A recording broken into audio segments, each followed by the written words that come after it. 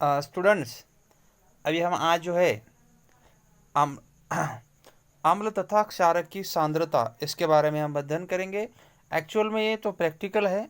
नींबू के रस के विलयन वहाँ पे दिया हुआ है और उसके अनुसार वहाँ पे कृति करने के लिए बोला गया है। ठीक है, सो जो भी है देखिए बात कर लेते हैं। देखिए वहाँ पे हुआ क्या है कि एक नींबू के देखिए दो समान भाग करना है। प्रत्येक समान भाग का एक एक रस बीकर में डाल लेना है। एक बीकर में देखिए 10 मिलीलीटर पीने का पानी, तो दूसरे में 20 मिलीलीटर पीने का पानी डाल लेना है। तो दोनों बीकर में विलयन हिलाकर स्वाद चखना है। क्या दोनों बीकर में विलयन के स्वाद में अंतर है और किस तरह से? देखो, दोनों में नींबू है लेकिन इसमें 10 मिलीलीटर पानी है और उसमें 20 मिलीलीटर, यानी कि इसमें ज़्यादा है। तो दोनों में मतलब क्या उसमें परिणाम हो सकता है, वो तो हम टेस्ट करके बता सकते हैं ना। तो जिसमें ज़्यादा पानी उसका स्वाद थोड़ा सा ये हो जाएगा, खट्टा नहीं लगेगा। और जो जिसमें कम पानी है उसमें तो थोड़ा बहुत खट्टापन हमें लगेगा ना, क्योंकि खट्टापन वहाँ पे दूर हो गया है। ठीक है ना। तो ये कि हुआ क्या है कि देखिए दोनों विलयनों में विलय की राशि समान होने पर विलय की राशि कम अधिक है।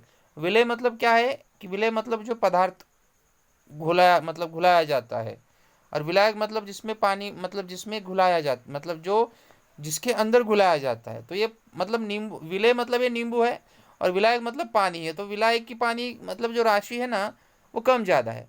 विलय की राशि का तैयार हुए विलयनों की राशि के अनुपात दोनों का अलग अलग है। पहले बुकर में अनुपात अधिक है, तो इसलिए इस विलयन का स्वाद अधिक खट्टा है। ठीक है।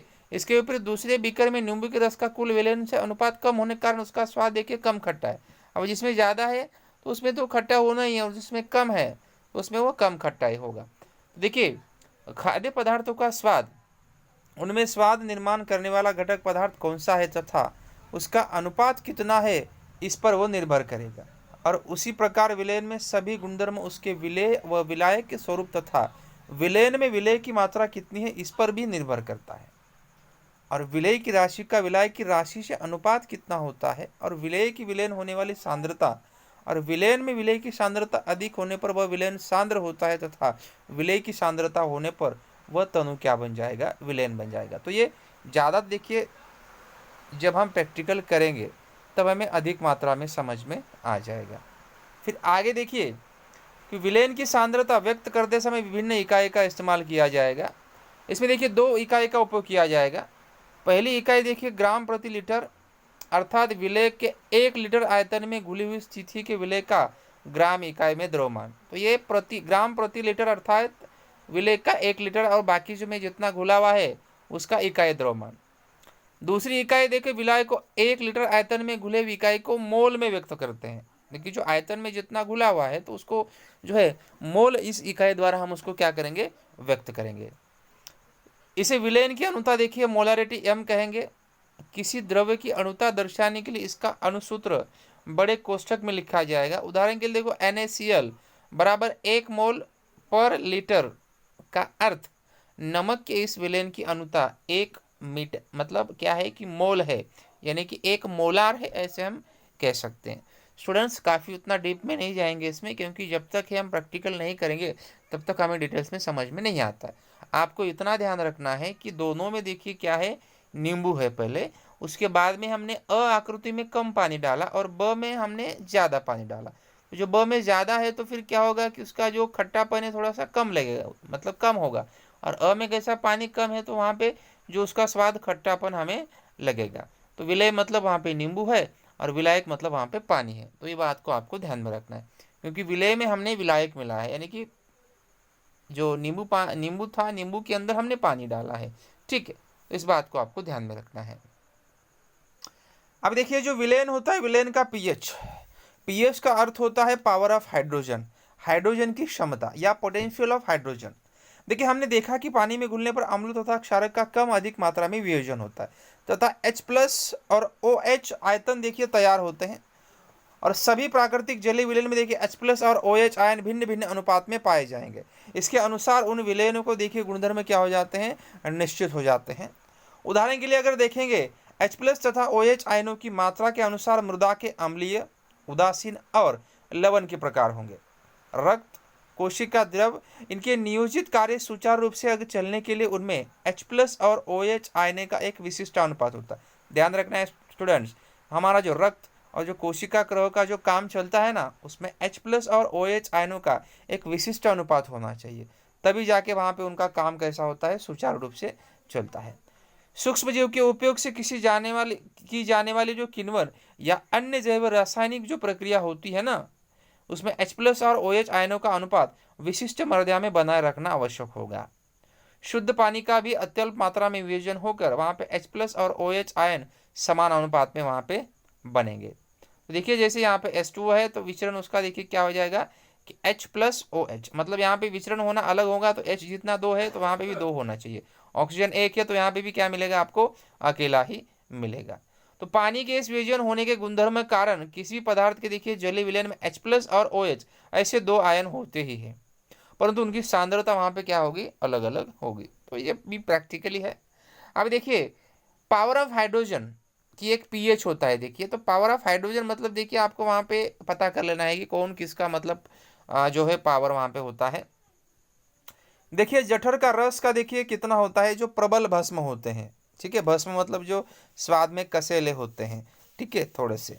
तो भस्म देखिए बारे में, तो इसमें देखिए जठर रस देखिए उसका जो पीएच होता है 1.0, नींबू का रस जो होता है 2.5, सिरका की अगर हम बात करेंगे तो 3.0, टमाटर का रस की अगर हम बात करेंगे तो 4.1, काली कॉफ़ी की हम बात करेंगे तो 5.0, आम्लीय वर्षा का देखिए पीएच 5.6 होता है, मूत्र का 6.0, बारिश का 6.5, दूध का 7.0, शुद्ध चनी का विलयन में 7.4, रक्त का देखिए 7.4, खाने का रक्त का 8.5, खाने के सोडे का विलयन का 9.5, टूथपेस्ट का 10.5 और मिल्क ऑफ मैग्नीशियम का 11.0 और चूने का पानी का 14.0। तो ये सब आपको जो है वहां पे मिलेगा। जो सबका देखिए वहाँ पे अलग अलग जो पीएच का सामान्य जलीय पीएच का जो माप है वहाँ पे दिया गया है। यहाँ पे तीव्र अम्ल ऊपर की तरफ बढ़े जाएंगे, बीच में जो आपको क्या होगा, सौम्य अम्ल, उदासीन और क्षौर शामक, और यहाँ पे तीव्र शामक। क्योंकि यहाँ पे ये देखिए 0 से लेके 14 तक होता है। ये जो पीएच का माप आपको ध्यान में रखना है, कहाँ से कहाँ तक, 0 से 14 तक। ध्यान में रखना है कि 0 से 7 तक देखिए, ये मतलब ये वाला 0 से 7 तक आप लोग पूरा अम्ल मिलेगा। ध्यान में रखना है कि पीएच पट्टी जो होती है ना, अगर 0 से लेके 7 तक आता है, 7.0, तब हम उसे बोलेंगे अम्ल। तो अम्ल के भी कौन से भी प्रकार हो, लेकिन वो अम्ल होता है। लेकिन जब हम 7.1 से शुरू करेंगे 14.0 तक, तो आपको मिलेगा क्षार। अब क्षार में सौम्य क्षार, तीव्र क्षार वगैरह बाकी सब पदार्थ उसमें हो सकते हैं। तो ध्यान में रखना है आपको स्टूडेंट्स। देखिए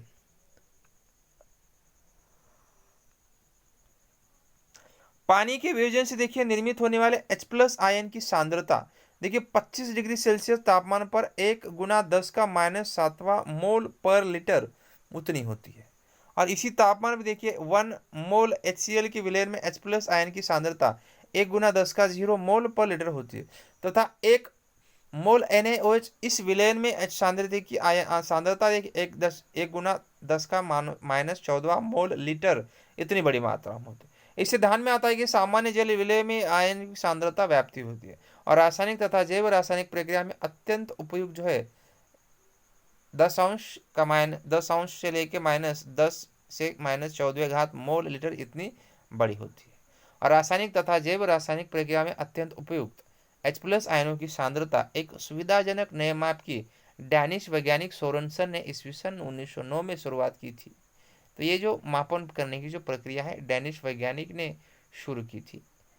यह माप देखिए पीएच मापक श्रेणी यानी pH scale power of hydrogen, जैसे मैंने पहले आपको बताया था।